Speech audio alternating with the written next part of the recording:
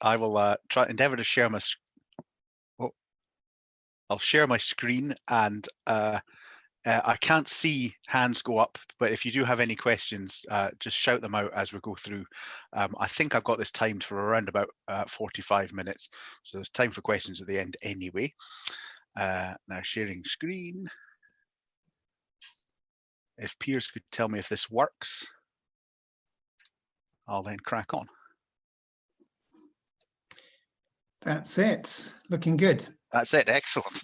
So my name's Matt Ritchie. I'm the Forestry and Land Scotland archaeologist. I work in a small team of national environment advisors who largely ecologists working in terms of species, native woodlands, open habitats, peatland restoration, climate change adaptation and resilience, aqua standards, and the likes. So we provide that national overview and help guide and advise our regional staff, 5 regions across Scotland, who undertake the bulk of the work. So I've been in post for around about 13 years now, and although based in Inverness, it's all the way down into Galloway, across into Aberdeenshire. Anywhere where the National Forest Estate lies, you might find me looking for sites or advising on conservation management. So when I was looking at the brief for today's talk, the one word that really stands out to me when talking about the historic environment, about understanding, protecting and valuing it, is the word stewardship, and it's one where we by understanding what we have, by identifying where it is, we can then protect it, perhaps tell its story, but certainly hand it on in as best condition we can to the next generation. It chimes very well with forest and woodland managers who have that similar longue durée view of the forest and woods that they are managing. So kicking off, I'm going to read bits.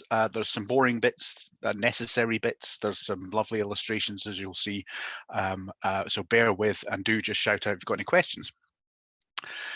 Several thousand years of human activity have contributed to the variety of landscapes that are found across Scotland. Surviving evidence of the historic environment can take many forms and include ancient woodlands, veteran trees, archaeological earthworks, ruined structures, and buried archaeological deposits. Together, these heritage features provide a rich source of information about past communities and how they used and managed the land. So it's important that all significant heritage features, designated historic heritage assets, are protected, and that consideration is given to the conservation enhancement of cultural and historic landscapes. The nature and extent of many elements of the historic environment are not fully known, but information is continuously being added to our national and local records from archaeological surveys, from research, from incidental discoveries. So compared with development or agriculture, woodland can offer a relatively stable context in which many heritage features survive. But good management, as outlined by the UKFS, the UK Forestry Standard, which I'll be focusing on, is needed to ensure that these features are preserved for the future and not damaged by forestry operations.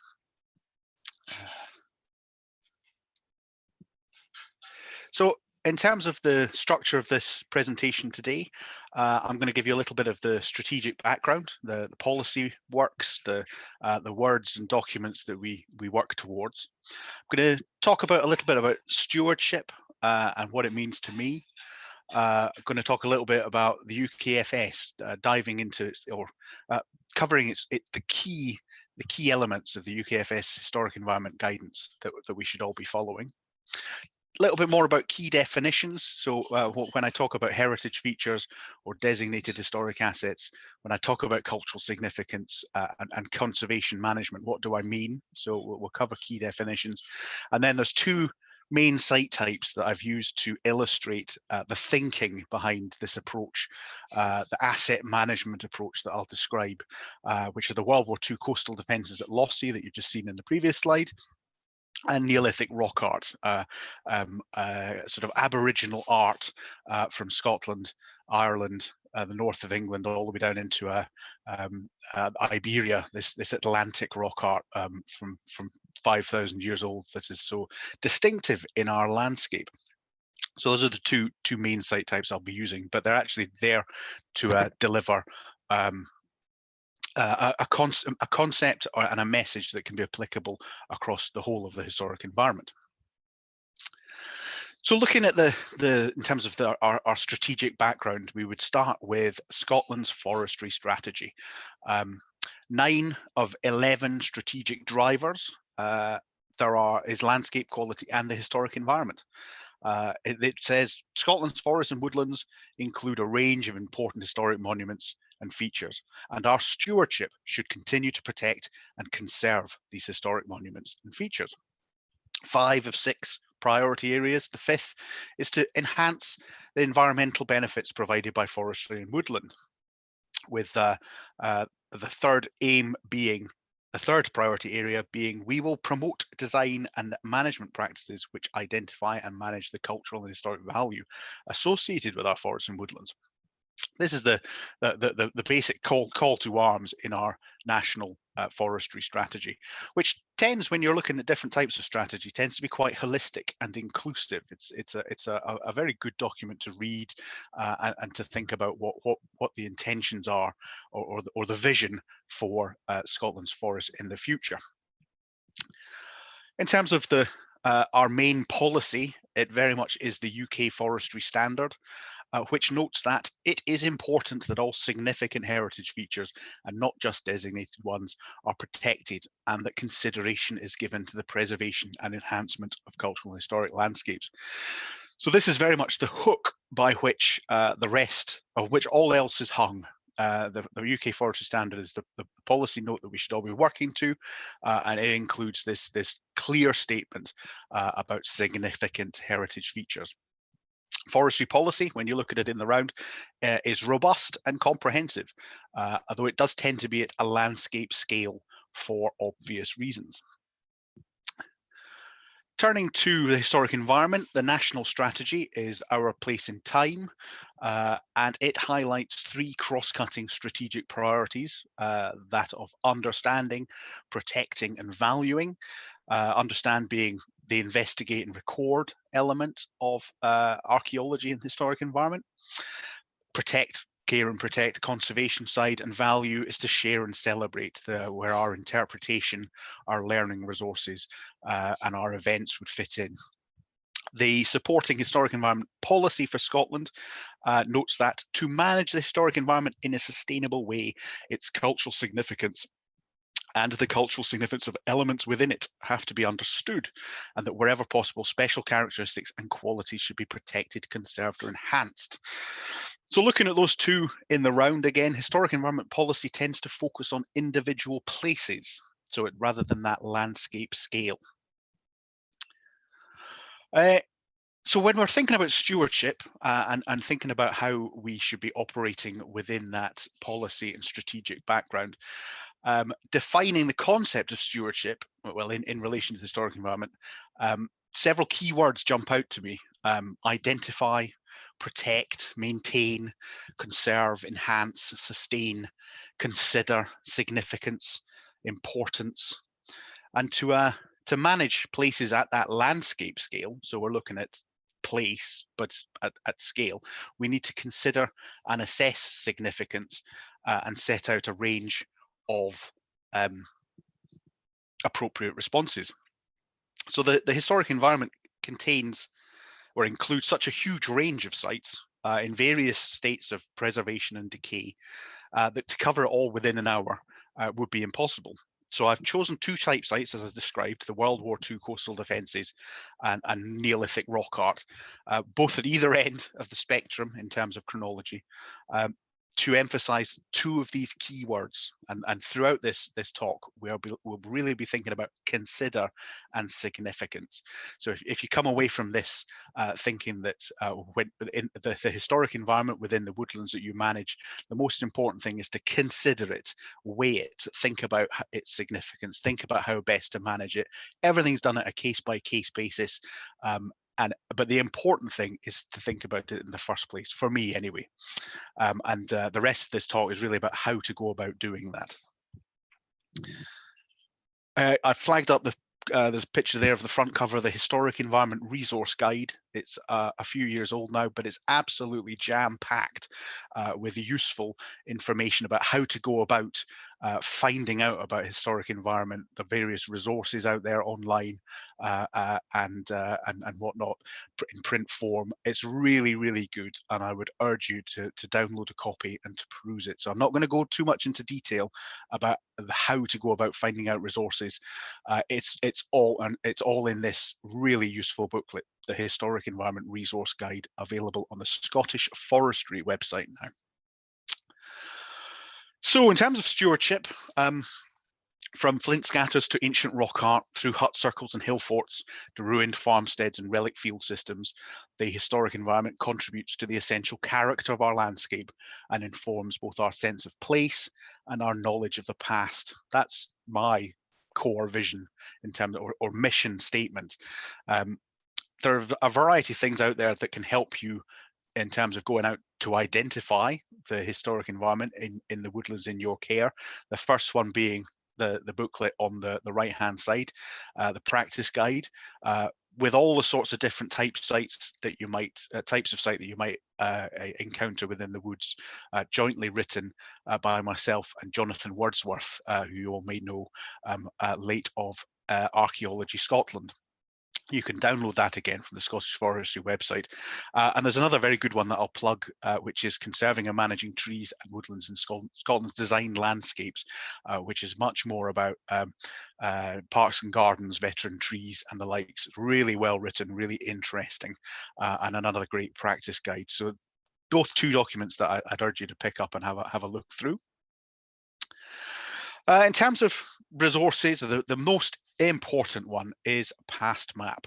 It's an online map portal using which you'll be able to zoom in to your area and load up the data layers on the left hand side, which gives you access to Historic Environment Scotland's data sets of listed buildings, scheduled monuments, of all the landscape designations like gardens, designed landscapes, battlefield register and the likes, but importantly also the Canmore register. So you'll be able to click through from one of the points into the record of that individual site, the text description, any photographs that might be there, and likewise with the local authority historic environment records, which is a useful way of starting to explore them.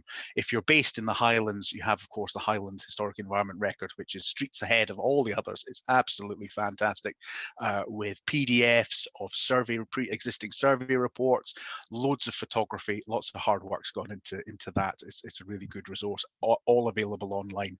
So PastMap is your key resource to finding out the archaeology in your patch. It also has down at the bottom, in terms of base layers, a whole range of different things that you can load up and look through. In particular, the first edition OS Ordnance Survey map layer, geo-rectified to place, really useful in terms of seeing or better understanding landscape development. And if you're interested in historic maps, which if you're interested in archaeology and historic environment, you certainly should be, there is of course the excellent internationally renowned National Map Library of Scotland and their online resources available at maps.nls.uk, where you can have access to all the maps that they digitize, and they digitize everything they can get their hands on, from Ordnance Survey stuff to estate maps, to military maps. But the side-by-side viewer there on the right-hand side also gives you quick and easy access to all Scottish Government LiDAR data. So that's terrain models based on airborne laser scanning, which if it's at a high enough resolution will allow you to see beneath trees and vegetation to appreciate the lumps and bumps on the forest and woodland floor. It's a really great resource. If you haven't explored that, I urge you to do so. So now to the boring bit, boring but essential. UKFS is the cornerstone, the keystone of our management of the historic environment in Scotland in terms of forest and woodland management. And I've picked out the key aspects in terms of legal requirements and good forestry practice requirements. So the key UKFS legal requirement in relation to the protection and conservation of scheduled monuments is that scheduled monuments must not be damaged and consent must be obtained from the relevant historic environment authority, in our case Historic Environment Scotland, for any works that have the potential to damage the monument. So it's a legal requirement because it really is a legal requirement. It almost doesn't need to be in the UKFS. You cannot damage a scheduled monument by law. Same goes with listed buildings. Consent must be obtained from the local authority or relevant historic environment authority to demolish or to alter. The key thing I guess to explain in terms of scheduled monuments is that it's very much about keeping the site as it is, as found. So it's about preventing damage and disturbance, whereas a listed building, all the legal protection is around trying to keep it standing, trying to keep it in use, which is a subtle but very important difference. And actually, when a listed building has fallen out of use, there's a grey area that can be a little bit difficult to navigate as to what our actual legal responsibilities are in terms of keeping it standing. So it's an interesting thing to look at if you've got any listed buildings in your patch. Certainly start talking to your conservation officer within the local authority in terms of how best to manage it. And of course, then you've got the good forestry practice requirements, and they're talking about historic landscape character, landscape scale designations, and so that's your parks and gardens, your battlefields and the likes. And our forests and woodlands should be designed and managed to take account of the character, cultural values, and particularly the policies associated with historic landscapes, battlefield sites, historic parks and gardens, and designed landscapes of historic interest. I think that largely comes down to looking at what survives if your woodland is included in part of a battlefield or a designed landscape or gardener designed landscape, and how you manage it sympathetically to that wider landscape designation. And again, there's some good. It's about considering how best to do that sensitively and sympathetically. And I'll move on now. Talking about significant heritage features, identification and setting. So the identification is very much about ensuring that your historic heritage features are known and evaluated. So it's that considering and how they're to be protected and managed if you're writing a management plan. And setting is your average, is the key 20-meter buffer zone of open space around a scheduled monument, all in the UKFS. And I'll skip through this, but there's also heritage features in terms of identifying and marking out, and then lots of information in terms of how best to go about conserving relevant heritage features.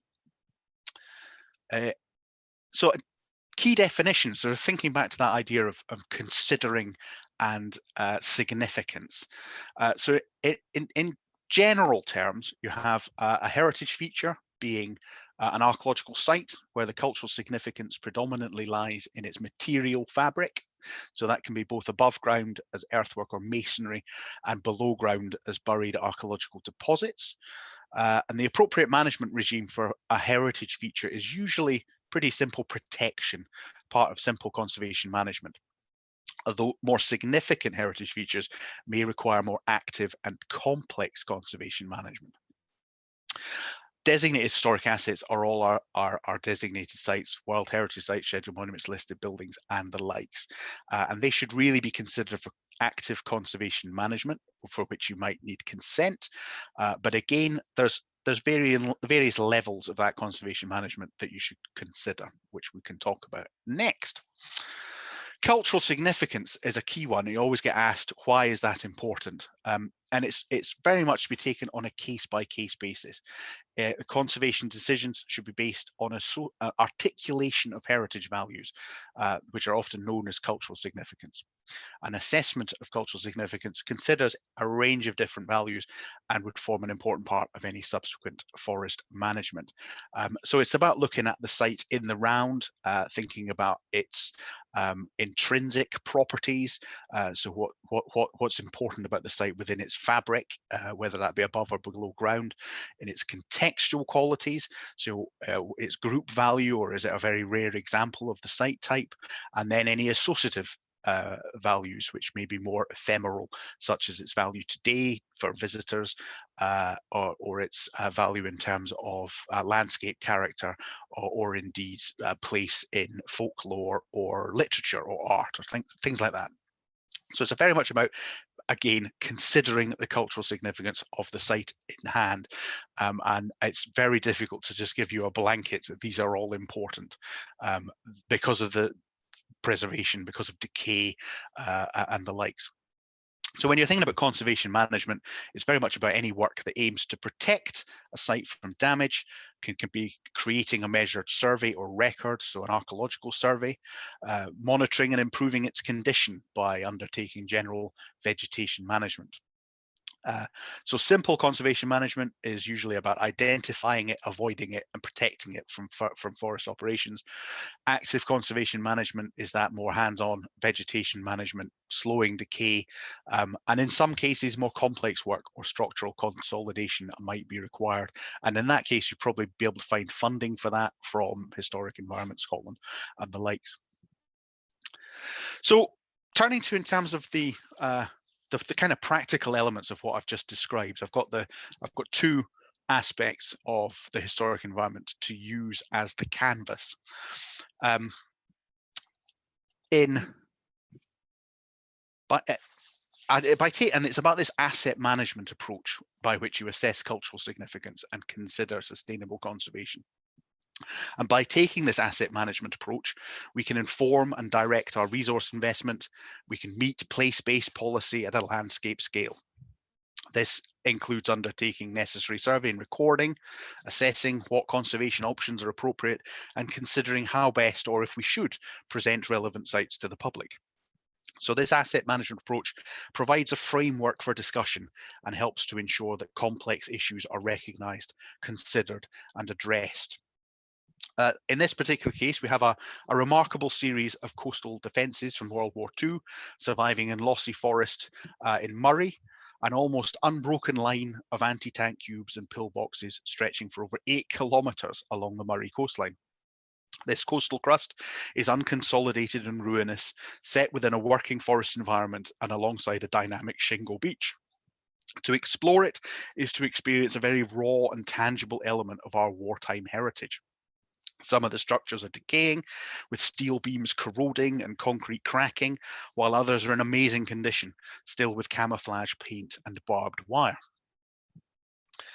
So there are several key principles of prioritization that underpin good decision making in regards to understanding, protecting, and valuing historic assets, heritage features, and historic assets. Our decision-making must be based on a detailed understanding of the existing cultural significance of the asset and of the potential implications of any proposal within that wider context of sustainable conservation. And historic assets with a high cultural significance, an appropriate conservation option, and added value in terms of wider sustainable development will be considered priorities for action, or should be considered priorities for actions. So in terms of that, what is an assessment of cultural significance? It forms an important part of any subsequent conservation or management plan, and significant historic assets or significant heritage features may be expected to display important and interrelating intrinsic, contextual, and associative characteristics.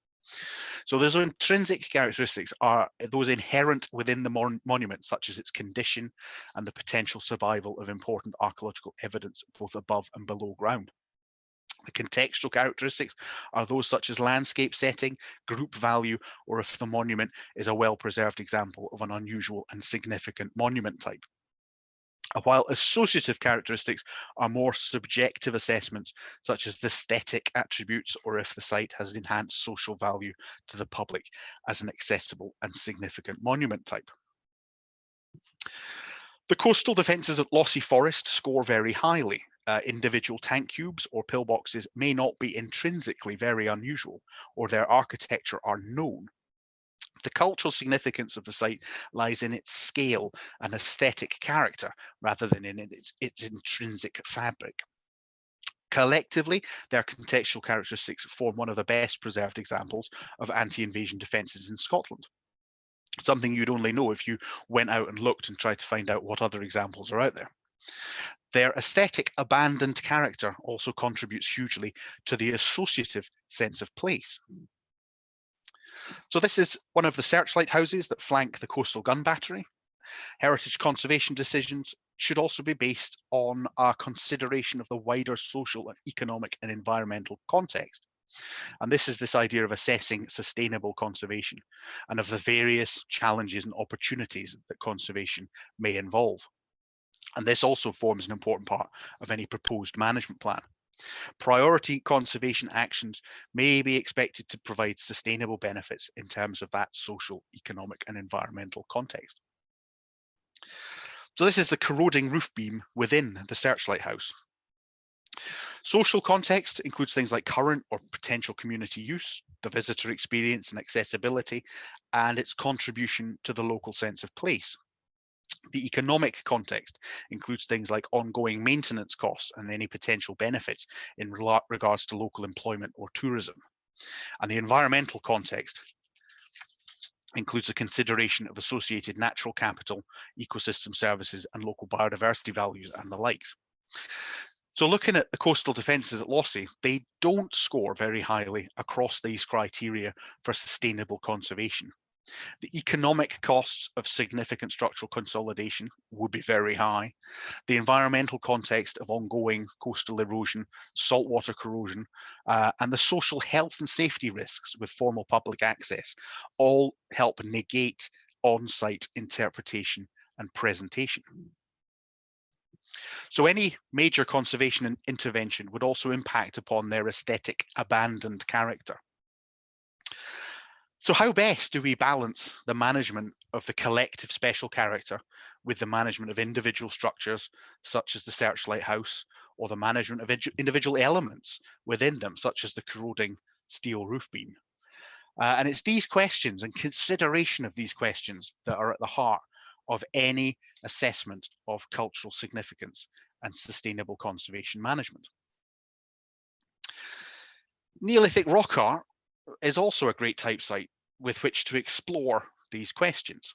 Theoretically, it's all important. It's all Aboriginal or native rock art from 5,000 years old, 5,000 years ago. But in practice, obviously, some sites are more important than others. Way back in 2001, I was part of a team of archaeologists from the then Royal Commission on the Ancient Historic Monuments of Scotland. We were undertaking a large landscape survey of the slopes of Ben Lawes on Loch Tay. This was an improved landscape of late 18th and 19th century date, ruined farmsteads and field systems now under pasture. Earlier archaeology largely survived above the head dike, such as post-medieval shealing grounds, areas of deep peat cutting, and lots of examples of prehistoric rock art. And this is the complex cup and ring mark boulder of Altachoy Corenich. Archaeological walkover surveys like this are the most important step in any forestry proposal, particularly establishment, identifying and marking out heritage features in advance of establishing trees and woodland. You'd be amazed at how few areas of Scotland have had this sort of detailed landscape survey. So there's lots out there yet to be discovered that have not yet made it onto PassMap and Canmore and the likes. This is the simple cut mark boulder of Glassy, also in Tayside. The site has been protected from damage during establishment, excluded from planting with an unplanted buffer zone, extending at least 10 metres from the site. I'd usually recommend marking each site with a treated timber post just to be sure in terms of when you're at establishment. And this fence obviously has been erected far too close to the site. And in terms of setting, there are two ways of looking at this. There is the immediate setting and the views from the site. So each site is considered in terms of its relationship to its immediate topography and any interesting views. The forest planner would consider opportunities to integrate significant factors into forest design using rides, open space, native species to enhance setting, mitigate where appropriate. They will focus in particular on significant and complex examples of rock art. And the other, of course, is to consider interconnected views and group value. So the views to the site. Each location or landscape is considered in terms of the component rock art panels and their possible relationship to each other. Any associated archaeological features, the immediate topographic context, and the wider landscape features, such as prominent mountains, perhaps, or water bodies. The forest planner should consider opportunities to integrate significant factors into the forest design, using larger areas of open space and feathering native species in the woodland edge to enhance and mitigate where appropriate, and again focusing on significant or complex examples of rock art. So there again, and like across the historic environment, there will always be value judgments in terms of simple and complex rock art. It's a simple fact of life that complex panels have more significance, and trying to argue that a concentration of simple panels have a collective significance that absolutely trumps contemporary land use would be difficult unless there are other factors at play, such as important topographic context, other prehistoric features surviving in the landscape. So this is an example of damaged rock art. The complex panel at Tomnaclach on Cowell, poorly mapped and unlocated before harvesting, a heavy tracked vehicle has crossed the surface, crushing the rock from left to right. And again, this is a great example of how good mapping information and marking out sites before operations is absolutely essential. This is the complex rock art panel of Ormaig in Argyll. It was previously surrounded by forest, carefully felled over a decade ago, and now boasts fine views out over a sea loch. The damage caused by tree roots is sadly visible in this photograph, and it was felt safer to let the tree stumps and roots rot in situ rather than try to remove them by hand. The rock art was recorded by high-resolution sub-millimeter terrestrial laser scanning in 2007 and again in 2014 to try and monitor any erosion if that had been happening. The survey and recording program aimed to investigate the potential for comparison analysis between data sets collected several years apart, and in order to allow stone weathering and erosion to be detected and accurately monitored over time. Following the collection of comparable direct measurement data, significant changes at the site were noted, largely due to the moss and lichen growth over the exposures caused by the removal of the surrounding conifer plantation, which had previously provided a protective screen. The resulting exposure of the rock led to considerable lichen and moth growth, to the extent that some carvings were entirely covered. And it's a great example, and there's a balance there between the benefits of its open setting in terms of understanding its position in the landscape and the protective element of the woodland that surrounded it. And certainly the knee-jerk reaction to just remove trees in entirety from archaeological sites is one of those considerations. Sometimes it's better to leave things, particularly in thinned and relatively open woodland where there's a good degree of protection. So this had a direct effect on the results of the laser scan survey, and very black lichens meant that it was difficult to obtain a good response. I will skip through that, but the work at Ormaig highlights and confirms the significance of the site through research and communication, which again has a trickle-down effect towards the wider historic environment. Through the visible act of us surveying the site at Ormaig, of people with flash jackets and expensive bits of equipment, the importance of the wider historic environment is confirmed and enhanced. So this is a cut mark boulder at Upper Gaskin, or above Loch Tummel. Although boasting only simple motifs, lots and lots of cut marks, they are so numerous that the boulder should be considered a complex panel. We wanted to evaluate the damage caused by afforestation and tree roots.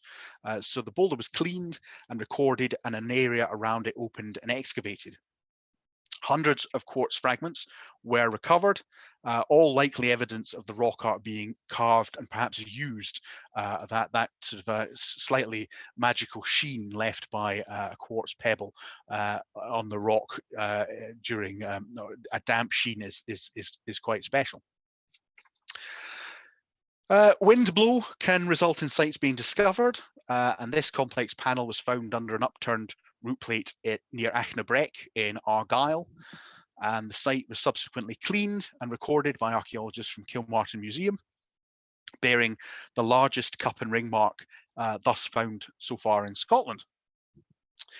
It was then subsequently recorded as part of Scotland's Rock Art project and is now included on a huge online illustrated database with fantastic 3D models on Sketchfab that I would urge you to go and have a look at.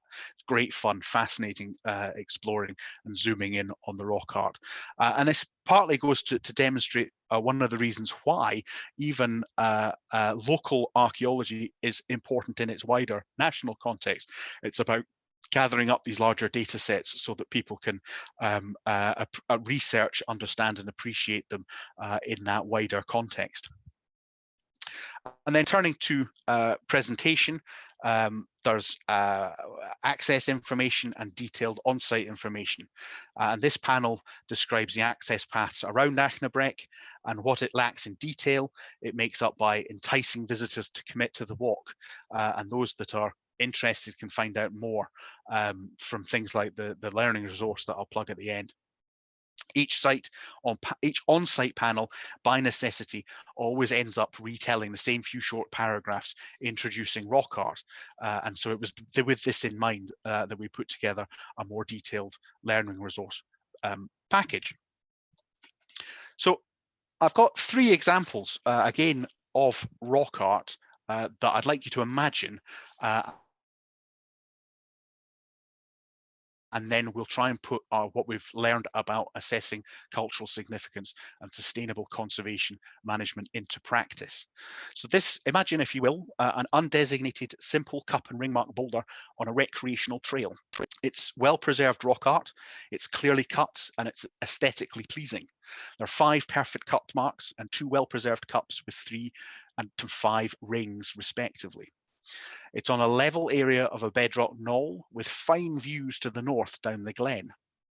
The long-established recreational trail climbs up the glen through largely native pine woodlands from a car park below. The knoll is one of a number of features of interest on the trail and itself has associations with local legend, and it's known as Fairy Rock. A beautiful waterfall and pool, more viewpoints, a historic bridge over a gorge. All these numbers, additional features around this recreational trail. There are other good examples of simple rock art boulders and panels in the area, although these all sit within the wider forest and off the trail. So how would we go about assessing its cultural significance? In terms of its intrinsic value, it's very high. It's a fine example of Atlantic Neolithic rock art.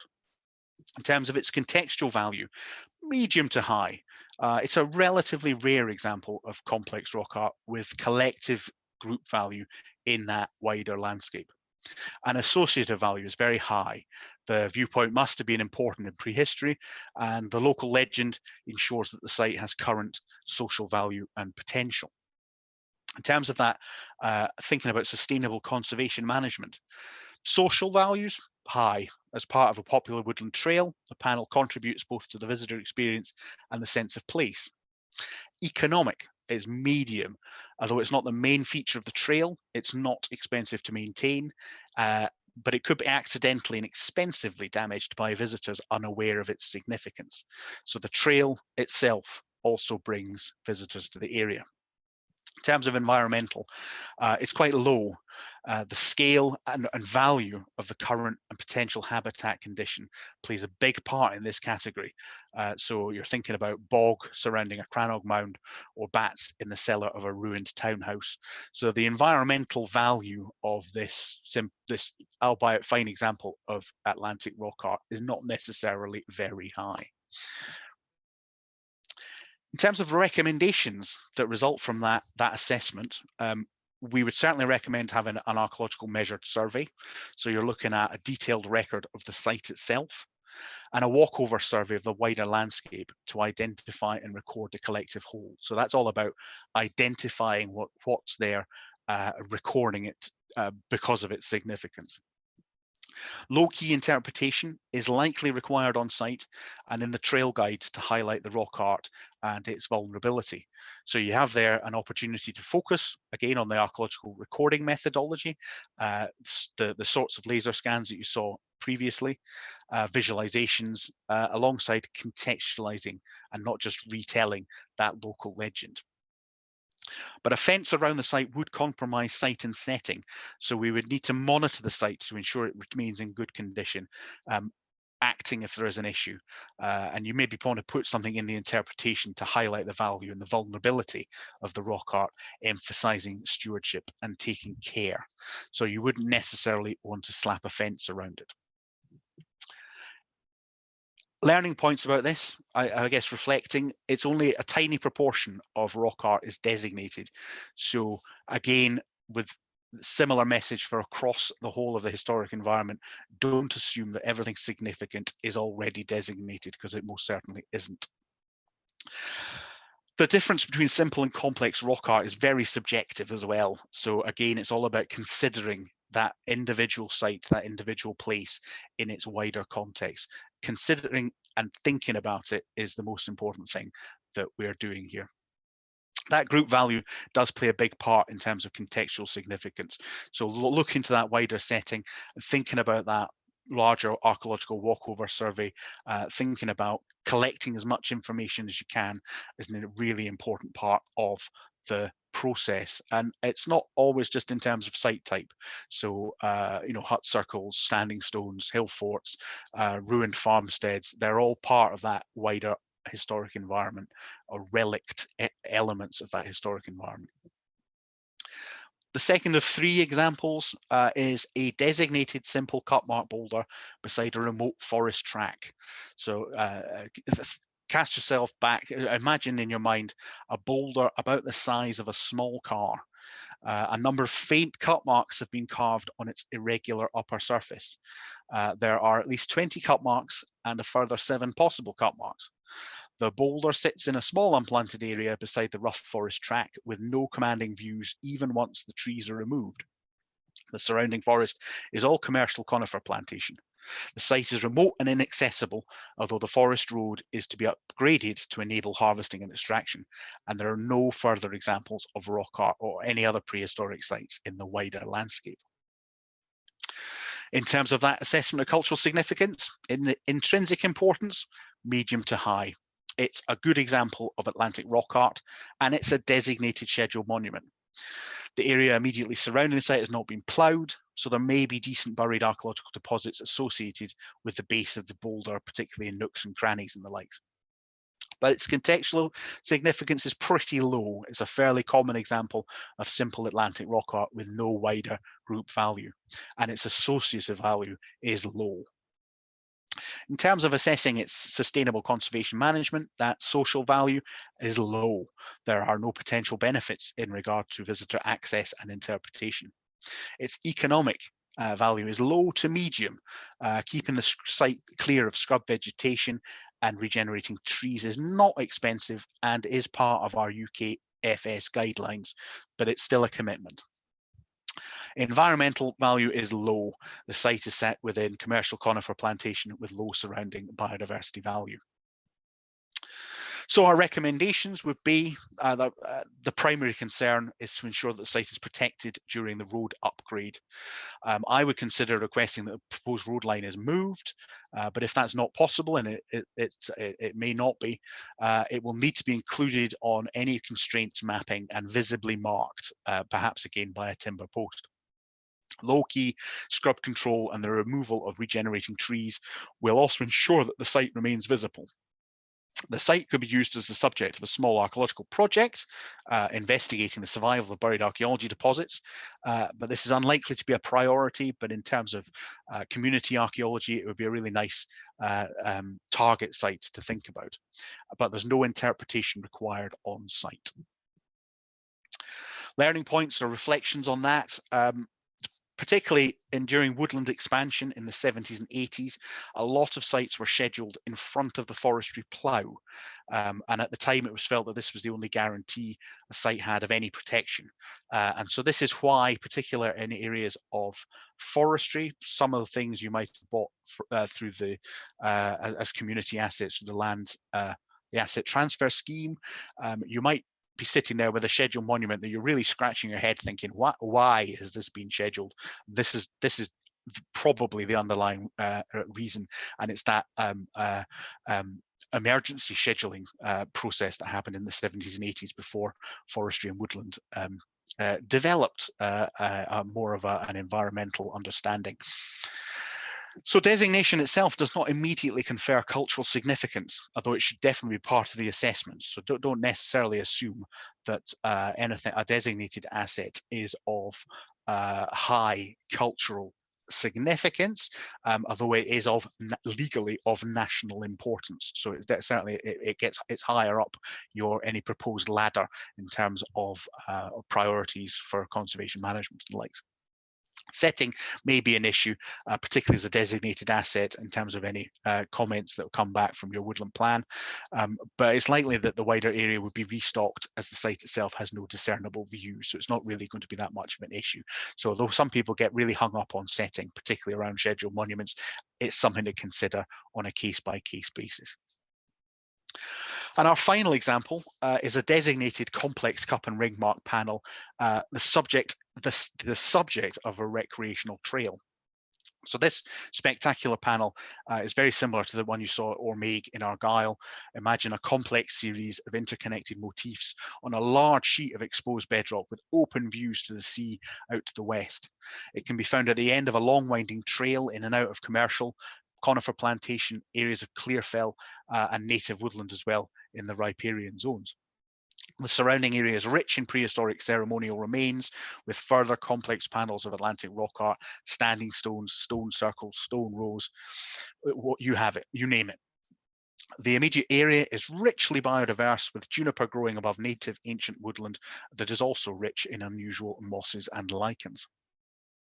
In terms of its assessment of cultural significance, it's high across the board. A fine example of Atlantic rock art, a rare example of complex rock art, and the surrounding area must have been important in prehistory, ensuring that the site has current social value and potential, with archaeologically engaged visitors absolutely assured. So in terms of its sustainable conservation assessment, social values will be high, clear potential benefits in regards to visitor access and interpretation. Economic is medium to high, although archaeological recording and conservation management will be expensive, particularly in terms of providing that trail, providing interpretation and the likes. There will be added value in terms of methodological development, laser scanning and the likes. The visualizations that result from that can be used elsewhere. Only issue is that the trail is long and boring and is unlikely ever to be the most popular trail with the wider public. It's always something to think about. What is your audience likely to be for any interpretation? And even here in this example, you're really aiming at those archaeologically engaged visitors rather than Joe Public. In terms of environmental, is medium, with potential for connecting heritage management with ecological management, saving time and resource, setting the site and its wider surroundings in that expanding native woodlands. So it's about thinking about the place, but in that landscape setting that we do so well in forestry and woodland management. So our recommendations would be definitely archaeological measured survey, providing that detailed record. You need that to enable condition monitoring and obtain those creative visualization products for interpretation. On-site interpretation probably is required, and an in-trail guide to highlight the rock art and its vulnerability. This is of international significance. A fence would compromise site and setting, however, so we need to monitor that site to ensure that it remains in good condition and acting if there is an issue. So in terms of learning points and reflections, it's the most significant of all our three examples because it's the easiest to assess. It's quite so clearly of international significance, and therefore all bells and whistles in terms of conservation management and presentation to the public. And absolutely finally, this is my last word before signing off, I just wanted to plug our latest learning resource, one of a number so far that range from Mesolithic landscapes through Neolithic forestry, and the latest one is A Song in Stone, where if you're interested in Neolithic rock art, and I believe everyone should be interested in Neolithic rock art, this is a great place to start and imagine the world of the rock artists themselves, investigate their mysterious and abstract symbols. And that's me. Brilliant. Thank you very much, Matt, and brilliantly on time, so that there's a moment to go and have a quick break before Megan is going to talk us through some very practical experience from Applecross. So take 5 minutes, folks, and come back. Then come back at about, what are we now? We're on 12 o'clock. So come back at 12:05 by my watch.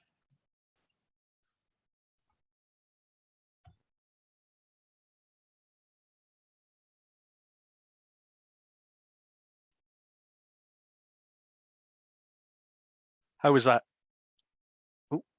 Brilliant. I think you've covered a whole host of things there. I think key things in terms of setting the forest plan is that reference to UK forestry standard, and then also digging out into all those background documents and things, going to past map. And yeah, there was even the National Library of Scotland. I haven't seen that. I've been umpteen times on the NLS website, and I've never seen that interface that you showed before.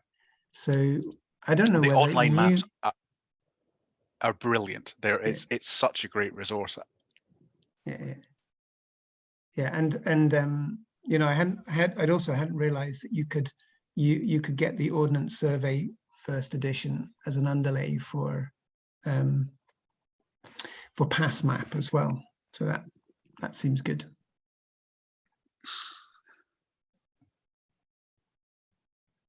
But yeah, very different from Jonathan's previous talks, I'm guessing. Yeah, you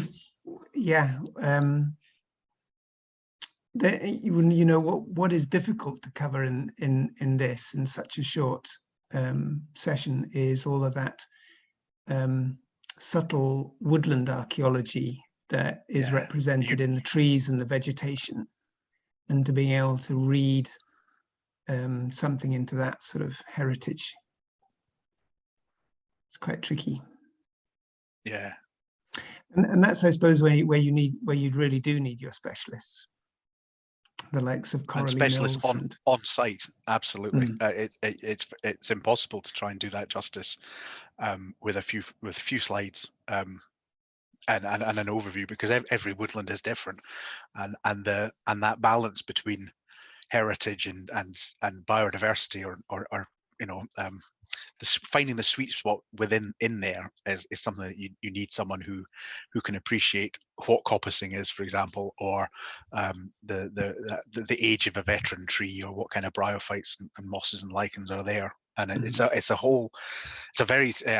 real skill.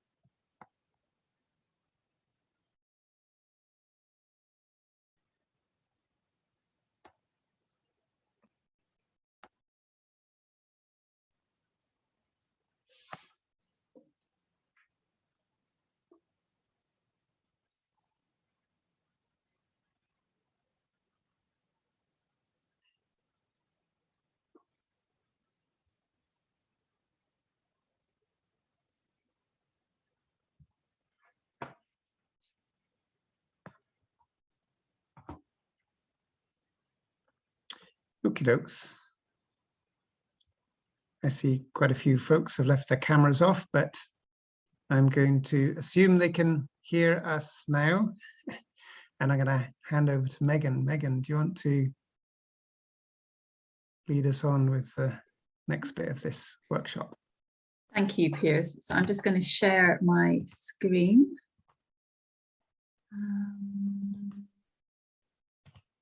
Let's see if I can do this. Okay, right. Can you see that all and can you hear me? Yes, thanks, Megan. Okay, great. Well, good afternoon, everyone. It's really great to be able to talk a bit about what we've been up to in Applecross. So I'm one of 2 part-time local development officers that work with the Applecross Community Company. For those of you who don't know it, Applecross is a peninsula of 26,000 hectares on the north, up in the Northwest Highlands. It's on the mainland, it looks across to Skye and Raasay. It is facing similar challenges to many remote rural communities across the Highlands, really, in terms of fragile community, lack of affordable housing, limited number of jobs, primarily within the tourist sector, poor infrastructure, roads, broadband, public transport and things. The Applecross Community Company was set up in 2008. It's a local development trust and it is delivering a number of different projects which are trying to help to improve the sustainability, the resilience and the prosperity of our community. So I should start by saying I am not an archaeologist. I'm going to be deferring to Matt on technical questions, but I'm going to speak in this presentation about the work that we've been doing as a community in the acquisition of a community woodland and thinking about the very extensive different archaeological features within that woodland. So this is really taking the things that Matt's been talking about at the very national level, right down to the very local level, because our site is only 14.5 hectares. It's a site that's right in the middle of the community. It's this triangular site on the map on the right-hand side. The Applecross Community Company took on ownership of this site through support from the Scottish Land Fund almost exactly a year ago on the 16th of February 2021. The site, as you can see from the map there, the purple area is 8 hectares of mature Sitka spruce plantation, which was planted in 1972. The yellow areas are a combination of seedlings and saplings of conifer, some of which is self-seeded conifer. We have birch and hazel also that have encroached in from the surrounding areas, and there's quite a lot of open ground where the Sitka spruce originally that was planted never took. We're currently lucky to have funding from the Highland Council Coastal Communities Fund for the first 12 months or so of the project. And our community has 3 aims in terms of this community woodland. The first is to replace this mature commercial conifer plantation, which is of increasing risk in terms of wind blow, with native broadleaf and Scots pine, and also enhance the biodiversity and wildlife habitats within the woodlands area. We also want to improve the amenities and access to the woodland by local communities and also by our visitors. And then thirdly, we want to protect and better showcase the various different archaeological features within the woodland, and that's what I'll be focusing on in this presentation. And one of the key reasons behind why the community was so supportive of the buyout was that this woodland, and focusing the future plans for the woodland in and around the archaeological features, lets us talk about the history of human occupation in Applecross and the relationship between people and the land throughout these different eras. Lets us talk about that historically, but also lets us then connect with our future plans for the connections in terms of our community and our landscape around our broader aims to improve sustainability within the peninsula as a whole. So there's a very clear sort of cultural connection to the wood in terms of helping to gain support for its acquisition, as well as the sort of the broader environmental objectives and the fact that it's an amenity that was of importance to the community, and we felt that it should be in community ownership.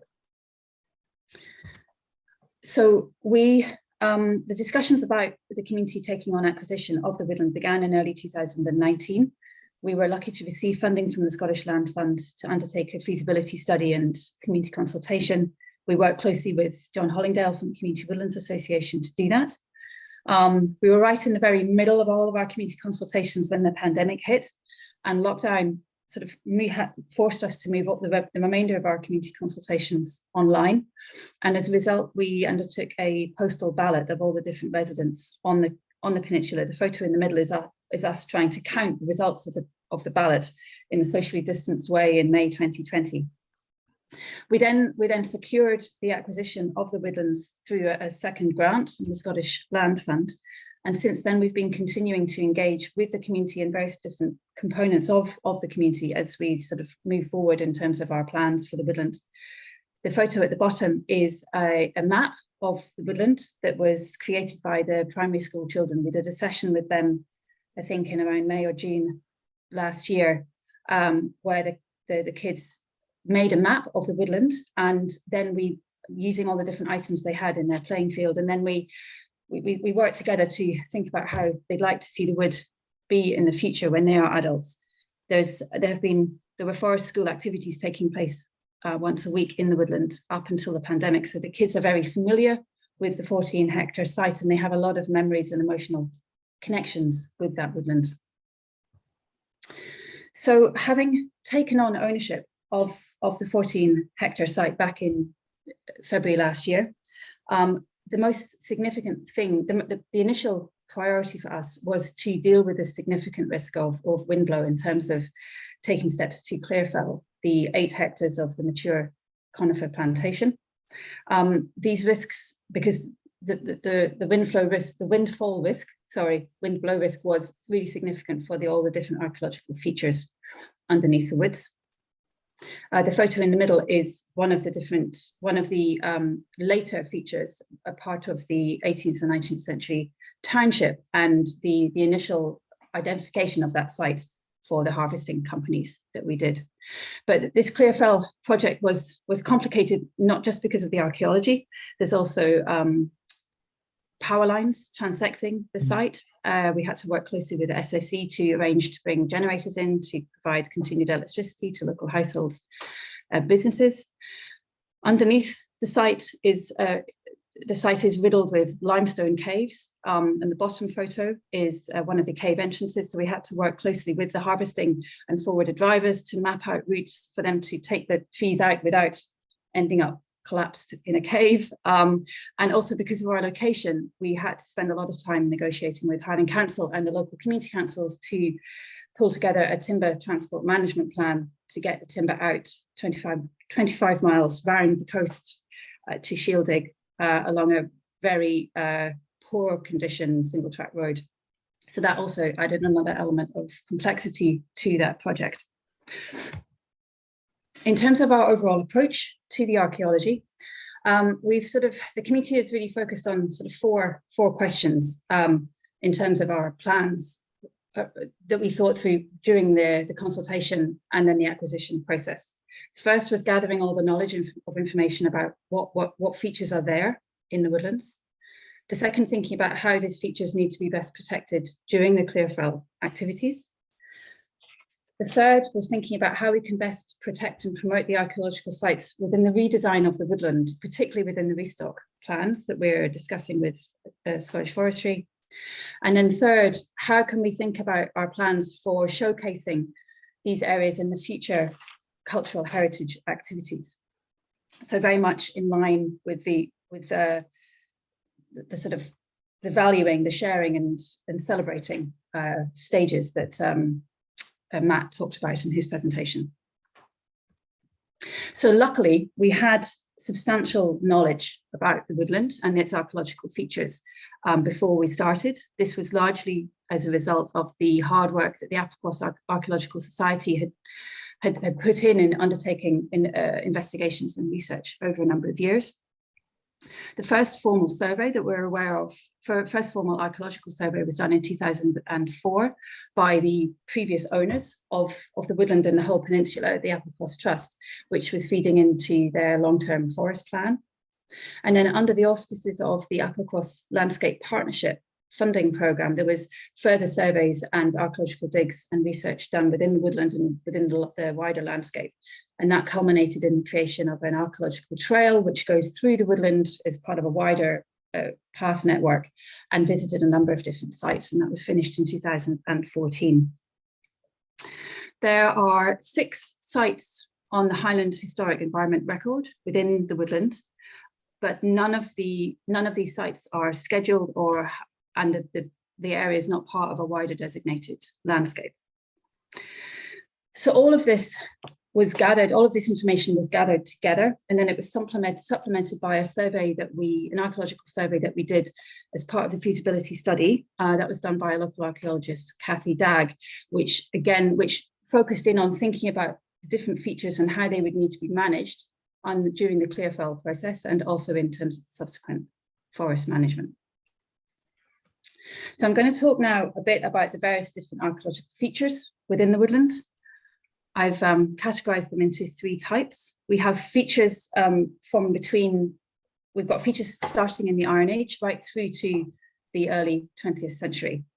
So there's evidence of Mesolithic sites across the Applecross Peninsula. Unfortunately, we don't have any cup marked stones within the woodland, much to my regret, but it's clearly evidence that the fact that there have been substantial and very long-term human occupation within the area.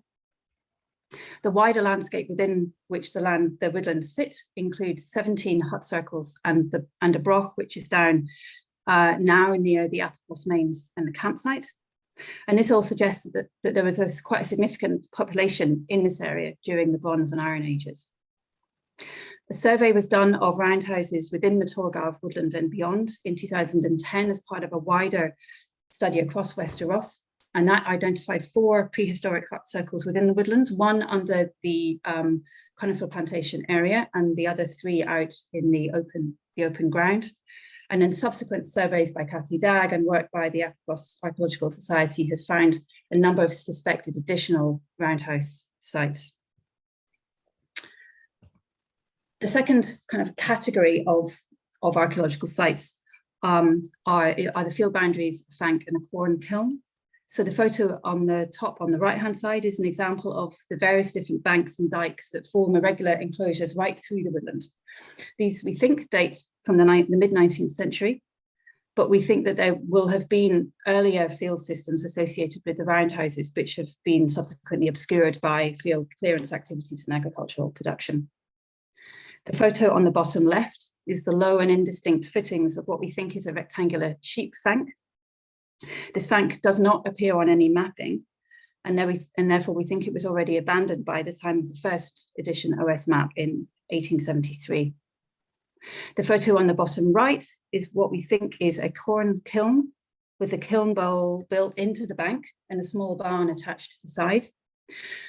We haven't been able to date this, but there was one in the neighbouring township, which was of Milton, which was still used in 1790. This structure is very tumbled now, but interestingly, it wasn't robbed of stone when a dry stone dike was built across it, which has led some to suspect that it may have had continued use, possibly as an illicit still. And then the third sort of category of archaeological features in the woodland is a cluster of 9 dwellings, byres and kail yard type enclosures, all located in one part of the woodland known as the Torgarve township. So in terms of the written records, the first evidence of there being tenants living in this township is the Paris Register of 1798. The population number grows, and by the first census in 1841, we have 8 households and a population of 40. And almost all of these are listed as tenant farmers, crofters. Now, 1841 is just after the main clearances of all of the neighbouring townships, of Langwell, Borrowdale, Achigork, and Keppoch, by the 7th Mackenzie Laird, who took over ownership of the estate in 1810. Despite being close by, the Torgarve township seems to have escaped these clearances, possibly because the soil was not as such as good condition as the other townships, and we think that the population of the Torgarve township may have been boosted around this time by taking in families from these other cleared communities. But after 1841, the population rapidly declines. A decade later, we have only 6 households with 19 people. And by 1861, we have only 5 households, each of a sole occupant, all of whom appear to be employed at the big house on the estate. And by the early 20th century, we have only 2 households remaining, one by the postman and the other by a bailey on the farm. And the last household there was occupied in the 1950s. So in terms of how we approached thinking about all these different features and our planned Clearfell. Sorry, I'm just moving because there's something shining right in my eye. Okay, that's better. So we started off developing this management plan with the Applecross Archaeological Society and basing it also on the survey that Cathy Dagg did as part of the feasibility study. This approach was then reflected in the standing timber sale documents and the felling contract conditions that we agreed with the contracting company. And then once we'd signed that contract with the harvesting company, we undertook a number of site visits with the company. And this included representatives from the harvesting company, the subcontracted felling company, and actually then the guys who would be driving, the harvesters and the forwarders, in order to both identify and mark the sites on the ground. We also provided them with GIS maps with the different features marked on those maps. So we had to discuss with them not only how to fell the trees in and around the archaeological sites, but also how to get in and around these sites across the woodland as they transported the timber out. It was impossible for them to access various parts of the woodland without crossing some of those field boundaries and dikes I mentioned. So in the case of those, we needed to agree where the crossing points would be and discuss a strategy for laying tree trunks and brash over the stonework to protect it as best they can as they crossed. It was interesting, as some of the photos from Matt showed, whoever was planting the original conifer plantation completely ignored the archaeology and just planted right across and in it. So a lot of our archaeological sites actually have trees growing right out of the middle of them. So thinking about how to cut and lift and carry those huge trees out of the archaeological feature was quite complicated. And then once the felling had started, we undertook regular monitoring visits, often on a daily basis, to go up and see how the harvesting team were working as they were in and amongst some of the more complex sites within the wider woodland. In general, we were really very happy with the outcome. One of the harvesting team luckily had quite a lot of experience felling around archaeological features, and they would always keep an eye, for example, on the weather forecast and make sure that the trees left standing at the end of each day weren't at risk of blowing down overnight and damaging features nearby. So in terms of what's happening next, so the Clearfell has only just finished. It finished at the end of November. We are working with a team of community volunteers to start clearing the brash off the path network. We're also clearing brash out of the various different archaeological sites. The photo on the right-hand side is pretty indistinct, but this is one of the suspected roundhouse sites. It's a good example of the fact that you've got these tree stumps going right through the site. We obviously can't remove the tree stumps because that would cause far too much damage to the roundhouse footings. So we need to think about grinding down those stumps or what we want to do with them. We also need to clear the brash away from inside that site. In terms of the sort of medium and long-term plans, one thing that clear felling the trees have done is to let us see some previously unknown about new archaeological features. So this is very exciting, and we want to get Cathy Dagg or another archaeologist back on site to do some more archaeological surveys. We also will need to spend quite a lot of time over the next few years managing the vegetation. We expect bracken and grass and other vegetation to come back quite strongly in and around the sites. Many of the sites didn't have much vegetation cover before the Clearfell because they were hidden under the citrus-based canopy. So that's going to be a sort of factor in the medium term.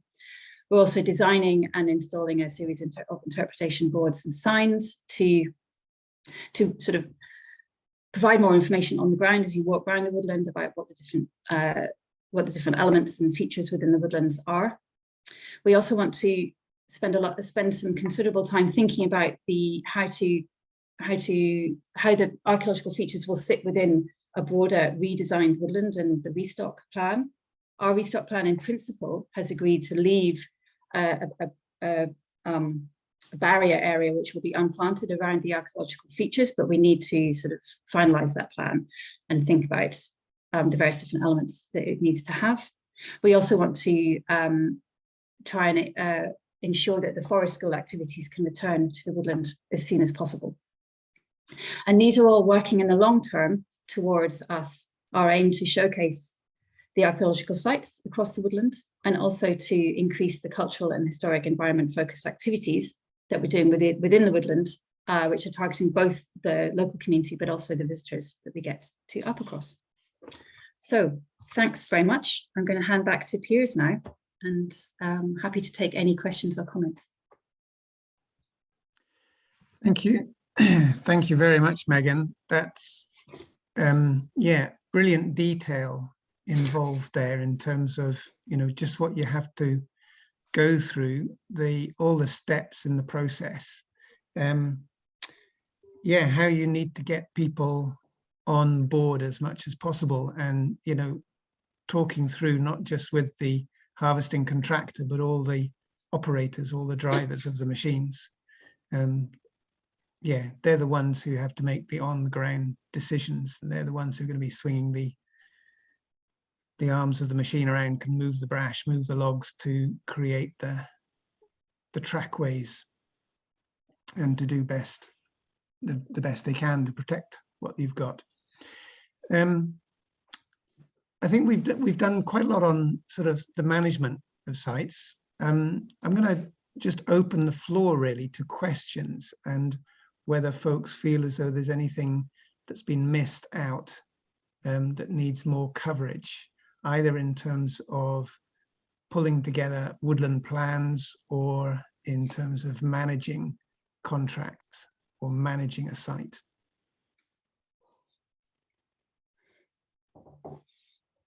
So feel free to unmute if you've got a question, or throw up a hand.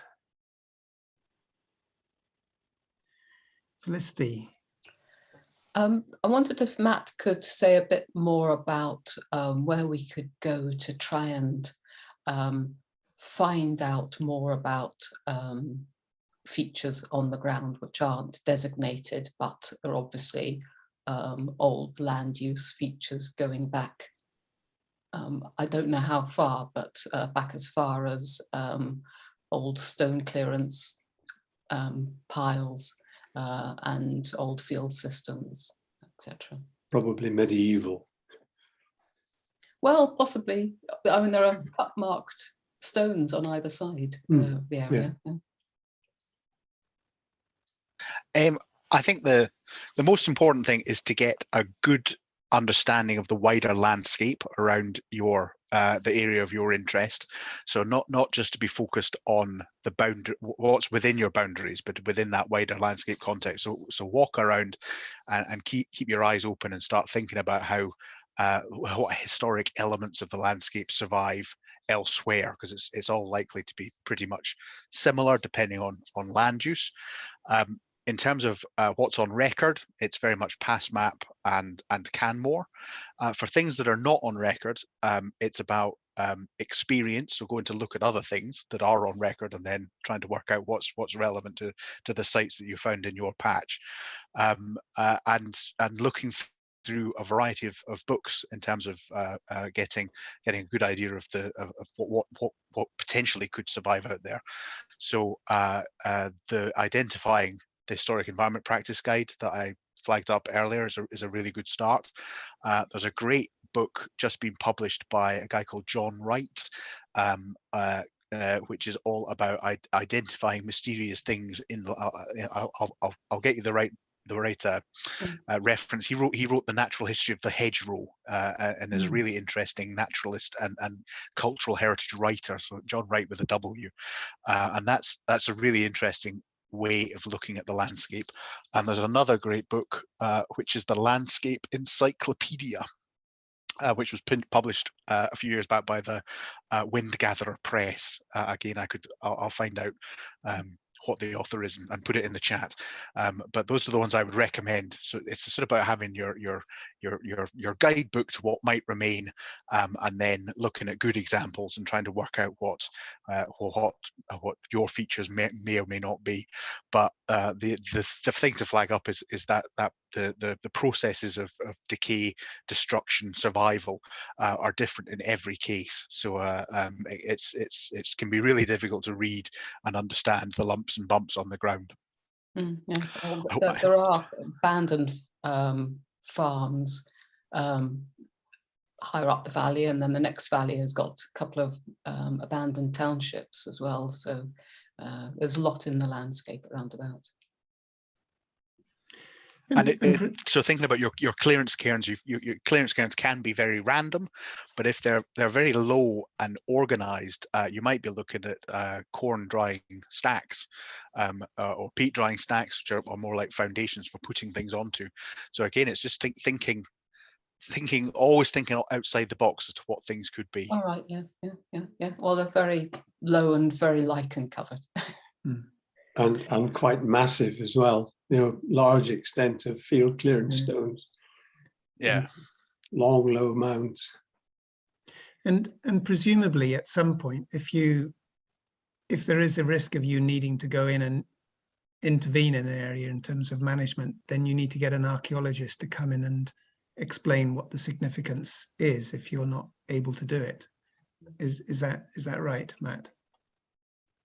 Again, I would say it depends very much on the previous land use. So if the area has been ploughed and planted intensively, I'm basically any archaeology in there is pretty much destroyed.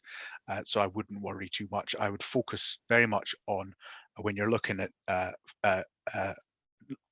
walkover surveys, it's about open areas before establishment, areas of native woodland where you might have that woodland heritage, charcoal burning platforms and the likes, or old townships. I think Megan's very lucky that some of the townships that she have survived that intensive ploughing and planting regime. Anything that has gone through into the secondary stock, you can forget. Well, it's gone.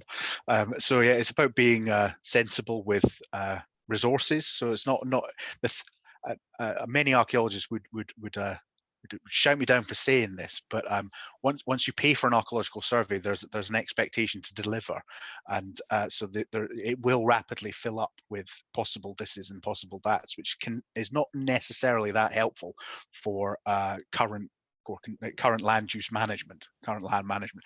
You want more definition. I would argue you want to focus on significant sites.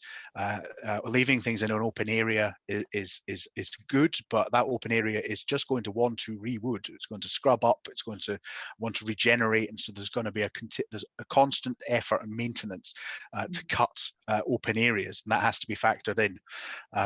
Although not planting is a good thing, because you're at least slowing that process, but you've got to admit that the process is going to happen. So it's I think you put in your professional archaeological walkover survey where your results are going to be as good as they can be. So it's about really focusing efforts on areas of high potential. Could I just come back on that a little bit? Because our situation is almost the opposite of what you described in terms of modern forestry disruption of sites.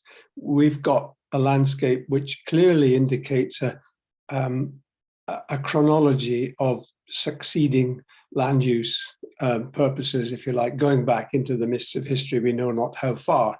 But it would be really good for us to get archaeological interpretation of what we're actually seeing on that landscape. A lot of it's open land that's been grazed in recent times, but there's upland birchwood over quite a lot of it as well.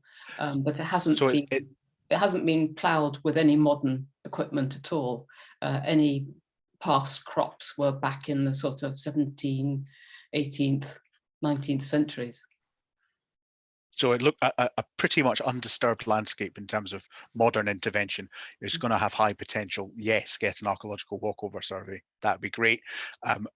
Do be aware that it's going to be full of possible this and possible that's, and it won't be as definitive as you might want it to be.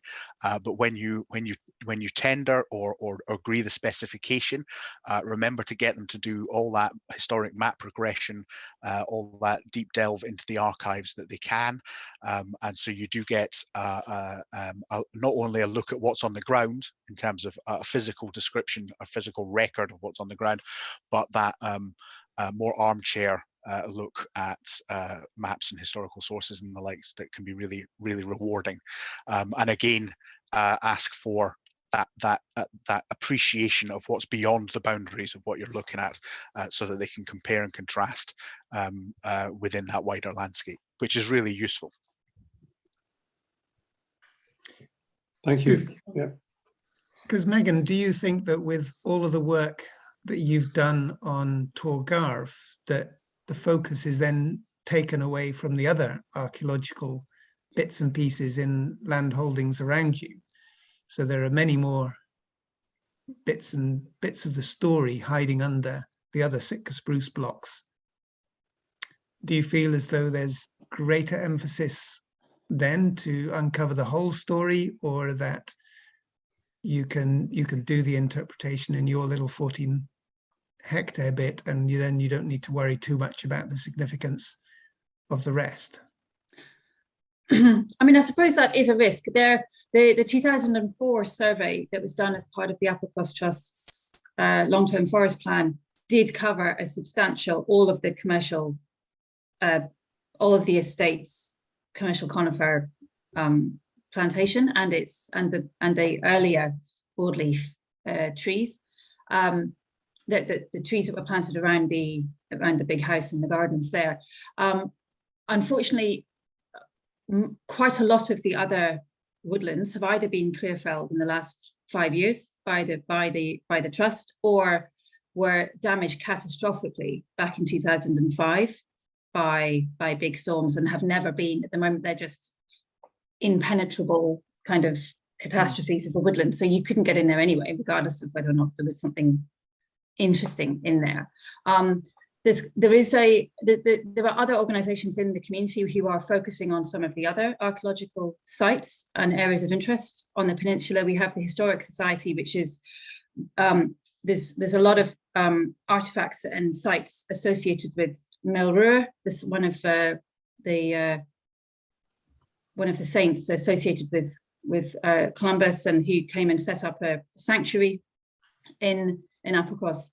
And so there's quite a lot of emphasis already within the Historical Society on that role. There's been all the excavation Tyne team dig on the Applecross Broch, which the Archaeological Society is sort of focusing on continuing to develop, and they're trying to raise funds at the moment for additional digs on the Broch. So I think that what the woodland does, well, partly, that's all of the rest of the land is owned by the Applecross Trust. So we only own this very small 14-hectare site. So ultimately, this is an area that we have control over as the landowners.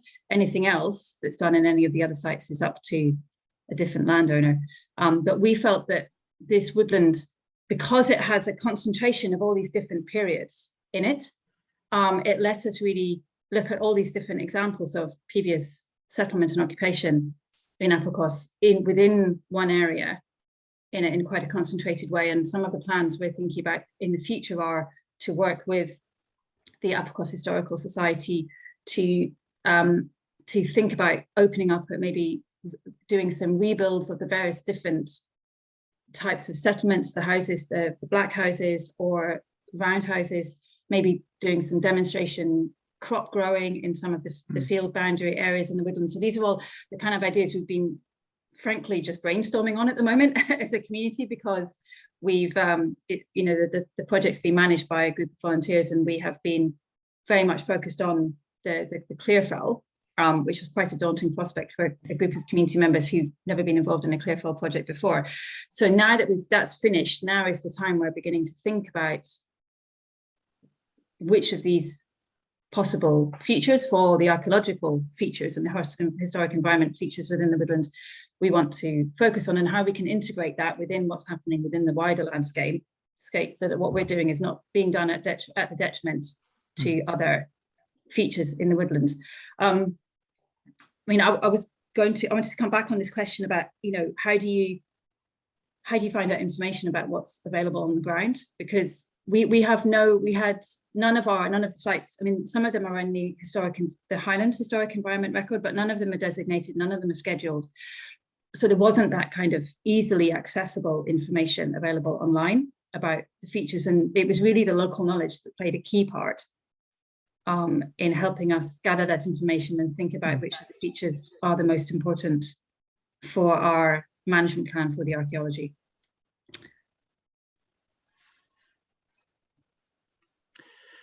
Thank you, Megan. Have anyone else got any further questions or experience they want to bring to the conversation at this stage? Felicity. They're limestone caves on Applecross. I never realised that. I wondered whether they could have been used by Mesolithic people at all. Are there any signs of archaeology associated with them? Not that we know of so far. There's a team of cavers who have been spending every weekend in there. The cave network is extremely extensive. They've been mapping it for about 5 years, and they haven't come to the end of the network that's under the woods. So we haven't, there's nothing that they found so far to suggest that there was ever Mesolithic occupation, but there are other sites that are known to be Mesolithic sites, caves and overhangs, rock overhangs on the peninsula. So we definitely know that there was that occupation under that period, but no, those caves so far don't.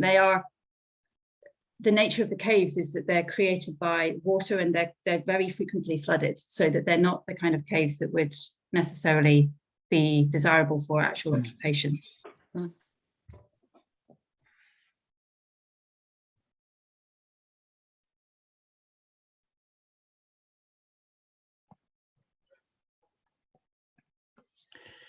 Thank you very much, Matt, Megan.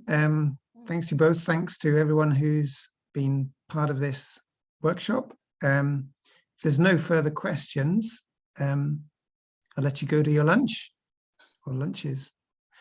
Yeah, just a very heartfelt thank you for being part of the event today. It will be on the Community Woodlands website in due course as part of the YouTube recordings. So if you need to refer back to anything, then you'll be able to go to that. And I am also going to be working up an information sheet on historic environment in community woodlands. And so we'll try and get all of those references into that information sheet, and that again will be on the website. There you go. Matt's just waving up the landscape encyclopedia. Who's that by? It's by Richard Muir.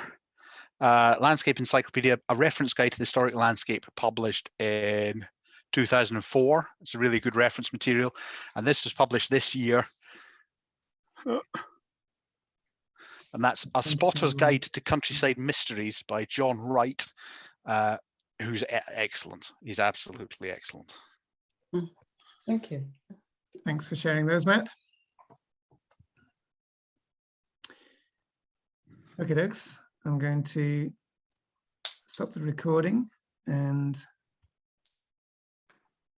close down the conference. And thanks very much, Piers. It's been great to see you all. Yeah, Thank you. Thank you. Thanks a lot. That was really good. Bye. Bye.